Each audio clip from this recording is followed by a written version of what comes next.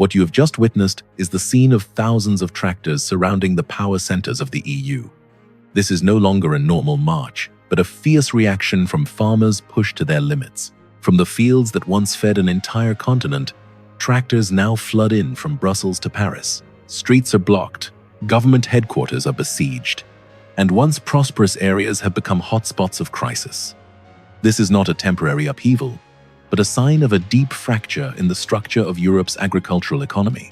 Costs are skyrocketing, debts are piling up, profits are dwindling while retail prices remain high, pushing thousands of farms to the brink of bankruptcy. What is really happening behind those lines of tractors? Who is paying the price and who is benefiting? Is this just a temporary crisis or a sign of a painful restructuring of the entire European agricultural system?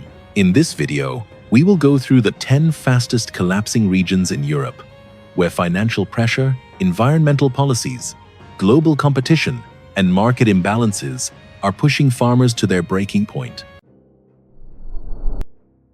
A rain of waste and eggs just poured down on Belgian officers last Monday, not in a war zone, in Brussels, a place that was once a sanctuary of elegant handshakes and billion-dollar treaties. The atmosphere now seems to be thick with the smell of burning rubber and outrage. Right on Rue de la Loi, just as the agriculture ministers were meeting to discuss the continent's future, a steel maze was erected. More than 900 tractors, according to Brussels police, have locked down the administrative heart of the entire European Union. Burning piles of tires smolder in front of the EU Council building, casting a pall of gloom over the symbols of power. Perhaps the belief in a fair system is also being smoked along with that pile of scrap. Riot police were forced to use water cannons and tear gas to disperse the crowd. So what is the reason that those who are called the backbone of the continent are so enraged that they have to drive their very means of livelihood right up to the doors of the parliament? Perhaps it all started with a feeling of being gradually suffocated. The environmental regulations in the Green Deal require allocating about 4% of land for ecological purposes, according to GAEC 8. On paper, it is biodiversity. On the field, that could mean 4% of income disappearing. And when the costs of fertilizers, fuel, and interest rates all rise after 2022, every percentage becomes burdensome. Then there's the concern about Mercosur. According to some sources, farmers fear that cheap beef and agricultural products from South America, with different standards, will flood the EU market, a competition they feel is unfair. If we have to play a match, at least the rules of the game should be the same. Otherwise, people have the right to doubt their own interests. But the real hidden corner might be where few people look: the farm-to-table chain. Farmers bear the risks of weather, price fluctuations, and input costs, while most of the final value lies in processing, logistics, and retail. Food prices in the EU have surged in 2023, but many farmers still say they can't make a living. Sounds contradictory, doesn't it? CAP, the Common Agricultural Policy, spends tens of billions of euros each year. But due to the area-based allocation mechanism, subsidies tend to favor large farms. Smallholders feel like they are being left out. They see the money on the report, but they don't see it flowing into the account. Behind each tractor is a bank loan, a family, a farm that has existed for 3 or 4 generations, and the fear of disappearance when no one wants to continue inheriting the legacy that has existed for many generations. Most importantly, for those sitting in front of the screen, please fasten your seatbelts, because this is not far from you.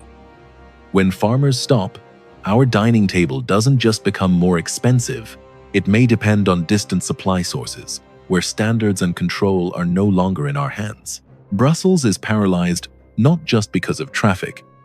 It is paralyzed by a bigger question: who truly lives off European agriculture, and who is just living off it? Do the greenhouses hear the sound of the dry, cracking land out there? If this story makes you think, please subscribe to the channel. We will not stop at the image of smoke and fire hoses, because leaving Brussels in smoke and dust, we head south.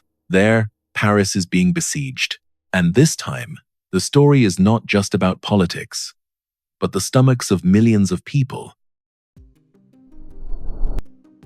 Paris, the capital of light and splendor, seems to be holding its breath in a modern-day siege. But this time, the weapon is not guns, but the relentless tractors, blocking all roads. 8 vital highways, the economic lifelines of the entire region, have turned into gigantic parking lots, completely cutting off the flow of goods into Île-de-France. While Paris and the Eiffel Tower still shine brightly, the A1 and A6 gateways are dark and desolate, with only spontaneous smoke rising from the farmers' bonfires. They don't take to the streets for leisure. They take to the streets because they have no other choice. Behind that cold steel facade are people who have spent many sleepless nights on the asphalt, sacrificing the warmth of their families for a voice in the capital. Still, the question, why do they have to be so ruthless? But this time, the answer lies in the plummeting income levels. French farmers work 70 hours a week, but still can't cover their bank debts. The invasion of cheap imported agricultural products, which do not meet EU environmental standards, seems to be the Trojan horse that is destroying French agriculture from within. Ironically, the French take pride in their exquisite cuisine, yet force those who create it to live on wages from a bygone era, while shouldering the production costs of the future. The Rungies market, the stomach of Paris, has now turned into a fortress guarded by the French gendarmerie's VBRG armored vehicles.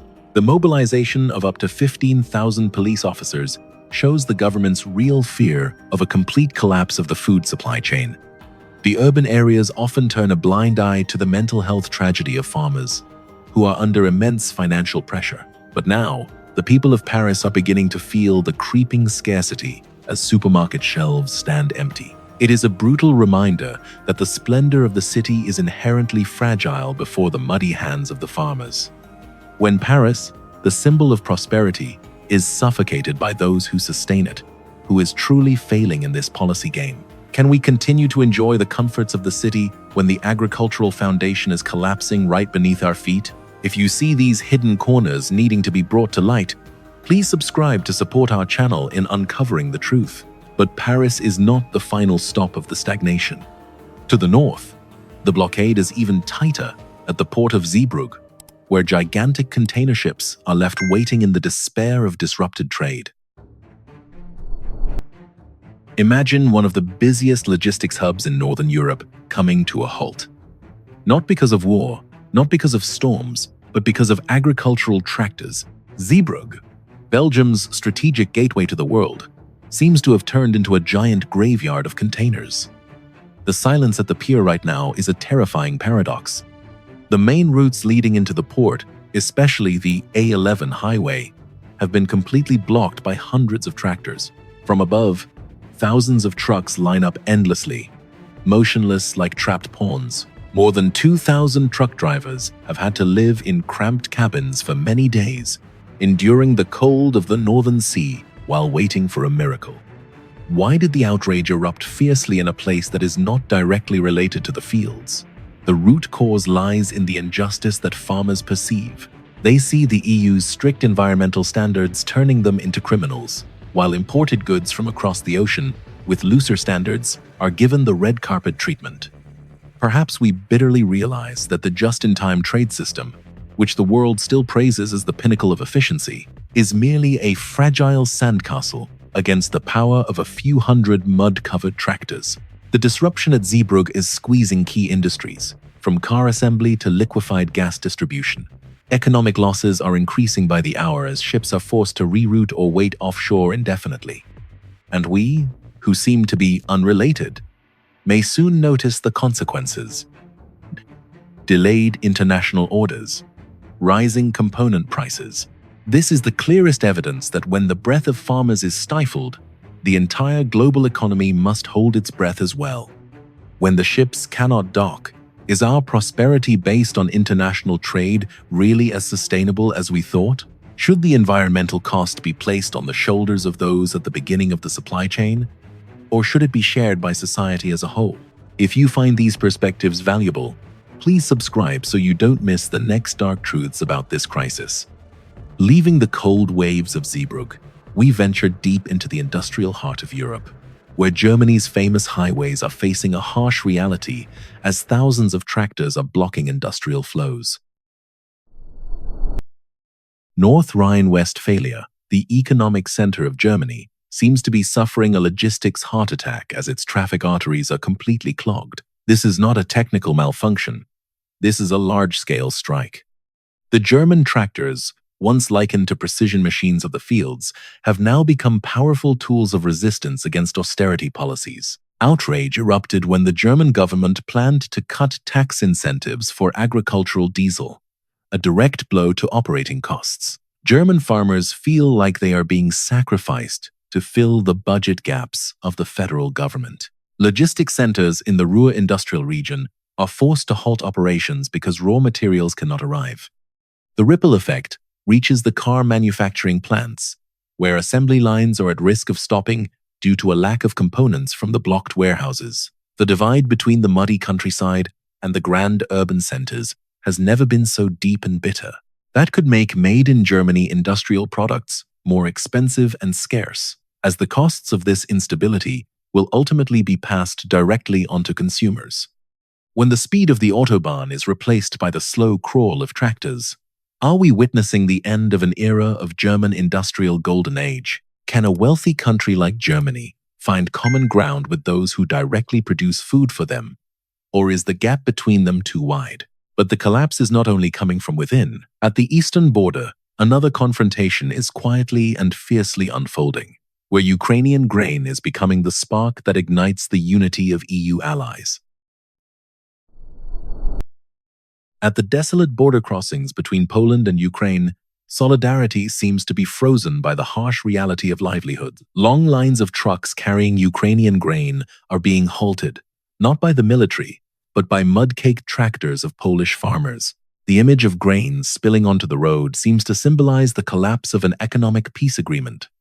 According to some sources, farmers here feel like sacrificial lambs for the EU's free trade policy with Ukraine. The appearance of controversial banners seems to indicate that the anger has gone too far, beyond the control of the unions. The Polish Ministry of Foreign Affairs had to express deep concern as the spontaneous movements seemed to be exploited by external forces. The local grain prices have plummeted sharply, seemingly pushing thousands of family farms in Poland into the prospect of bankruptcy within just one season. It's strange that we can open the borders wide for cheap grain to flood in, but we shut the door tightly on the farmers who are crying over that very policy. The silence at the border checkpoints seems to tell a story of division within the heart of an allied bloc. You may feel this unrest spreading, as the border is no longer a place of connection, but has become a barrier to survival. It is estimated that hundreds of thousands of tons of agricultural products have been delayed, causing immeasurable damage to both sides in 2024. Can we protect the freedom of another nation by sacrificing the livelihoods of our own neighbors? When solidarity clashes with an empty stomach, which side will truly win on the geopolitical scale? Barcelona, the city of art and stunning beaches, seems to be facing a much harsher reality. It's not just the beaches, it's a matter of survival. Hundreds of tractors from across the Catalonia countryside have converged, blocking the entrances to the bustling seaport. Catalan farmers are not only protesting against low prices, but it seems they are also fighting against the harshness of nature itself, a historic drought. According to some sources, the tightening of irrigation regulations seems to be the last straw after many years of neglect.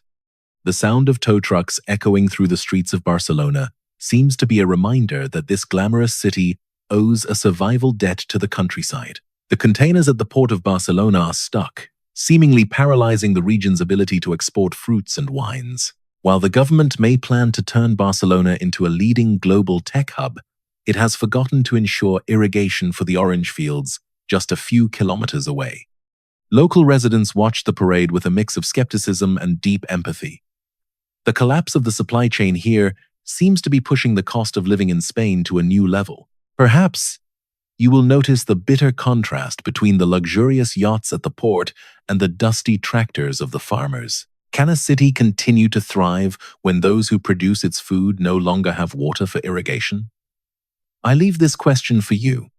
And now, from the port of Catalonia, The journey takes us across the Mediterranean to Lombardy, where the economic heart of Italy is beating erratically as the despair of the farmers has reached the gates of the Vatican. Milan, the city of fashion, finance, and espresso bars for quick sips. Then one day, in the middle of the cold boulevard, a convoy of tractors appeared. Not in the fields, in the economic center. Reuters reported that Italian farmers organized tractor convoys heading to Rome, and in the north, symbolic actions near Milan showed that the anger was no longer on the fringes of the country, but had stepped into the living room of the economy. When a cow is led through the street, it's not a spectacle. That is a reminder. This is just the beginning. Lombardy is the richest region in Italy. But it is precisely here that the paradox of from farm to table becomes evident. City dwellers see the price on the shelf. They don't see the fertilizer bills, the oil money, the bank loans. Profit margins are thinning. Debt is piling up. The family farm is starting to consider selling land. When land is concentrated in the hands of fewer entities, the system becomes more efficient on paper. But is it more sustainable? Or is it just tidier for the balance sheet? We are willing to pay extra for organic coffee, but we are surprised when the growers actually cannot survive on the market price. Italy opposes the dense procedures and competitive pressure from cheap imports. 4 recurring bottlenecks like an old tune. Rising costs, thick regulations, cheap imports, and supply chain power tilted towards the middle tier. Milan is not just congested. Milan is stuck on a moral question. Who gets to live from their own labor? How wealthy can a society be if those who produce food cannot make a living? And if the family farm disappears, what is Europe other than a market? If these questions resonate with you, please subscribe so we can continue to delve deeper. Because sometimes, just blocking one road can slow down an entire continent. Open the map and look down at France. From Lyon straight down to Marseille, there is a long thread. Its name is A7. Many people see it as just a highway, but for the European economy, it is like an artery. At the beginning of 2024, according to French traffic reports, the A7 route was occupied by farmers during peak protests, not in the capital square, not in front of a government building, but right on the most important north-south transport axis. They don't need to seize the center of power, just squeeze a blood vessel. When A7 slowed down, the refrigerated trucks began to come to a halt. Processed food items are not delivered on time. The supply chain, which was optimized down to the minute, suddenly had to recalculate every penny of cost. It's not a performative act, that is a direct economic leverage. And at that moment, the concept of from farm to table was no longer just a slogan in policy documents. It appears with concrete images, refrigerated trucks waiting to start, delivery clocks jumping past committed timeframes, contracts beginning to include compensation clauses. Every hour of delay is a cost. But as usual, that portion of the cost does not automatically return to the top of the field. It thickens in the middle layers of the chain, where there is enough power to shift the burden down or push it up. Highways were once symbols of prosperity. The 80s and 90s, it represented a Europe that was expanding, connecting, and growing. Now, on that same road, cars, trucks, and tractors stand still next to each other. A picture both quiet and bitter. The system was built to never stop, yet it is halted by those who provide its most basic fuel. According to some observations, it is the transport routes, like A7, that reveal the continent's dependence on cheap and continuous flow. When that flow is constricted, the system realizes its fragility. We are used to shelves always being full, delivery trucks always being on time, but perhaps that is just an illusion of smoothness, as long as the person at the beginning of the chain can still endure. The EU can adjust a few short-term regulations to cool things down. Additional support and dialogue can be provided. But if the power structure in the supply chain does not change, if profit margins still lean towards the stronger side, then will the stability be just temporary? Are we treating the symptoms or avoiding the root cause? Imagine a square in Bavaria. The state flag is flying high. The loudspeaker blared. And ahead, it was not a convoy of luxury cars. but a long line of tractors standing in silent formation. Germany was once seen as the precision machine of Europe.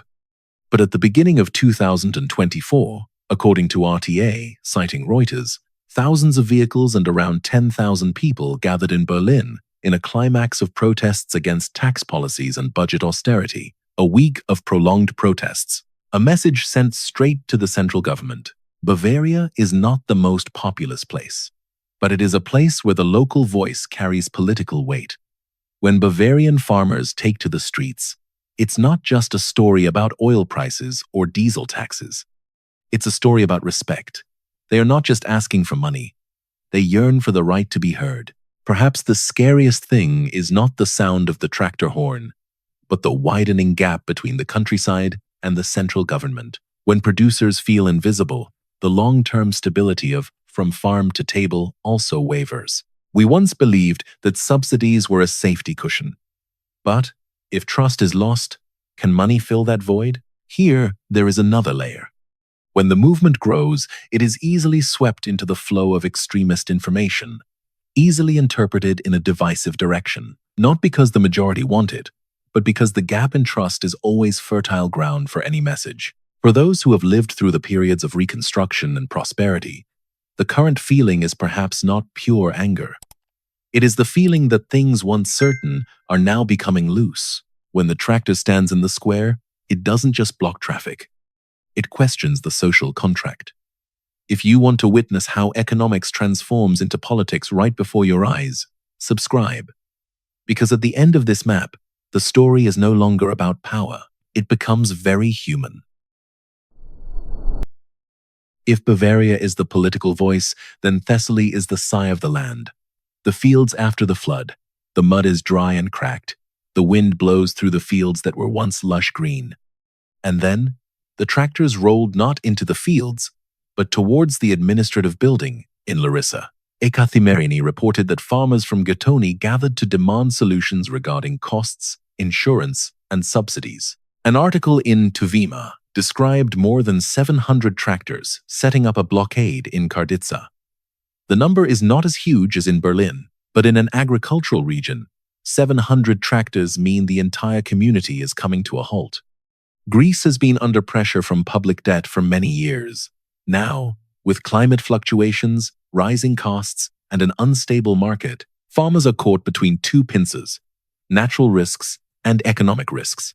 The biggest fear might not be losing this season, but the next season, there will be no one to sow. When a production area is exhausted, the city may not feel it immediately. The supermarket still has stock, but dependence on imports is gradually increasing. And dependence always comes with risks. There is a familiar paradox. Food prices in the city remain high, but the farmers cannot make a living. If both sides are dissatisfied, then the problem probably lies in the structure between them. According to some signs, this is the stage where many rural areas no longer believe they have a future in the current model. The collapse does not happen with a bang. It happens through absence. Absent of youth, lacking successors, lack of faith. If an agricultural region no longer has people staying, how will Europe feed itself? And when food prices remain high, are consumers really protected? 10 lands, 100 lines of news, thousands of tractors. But perhaps the story has never been just about tractors.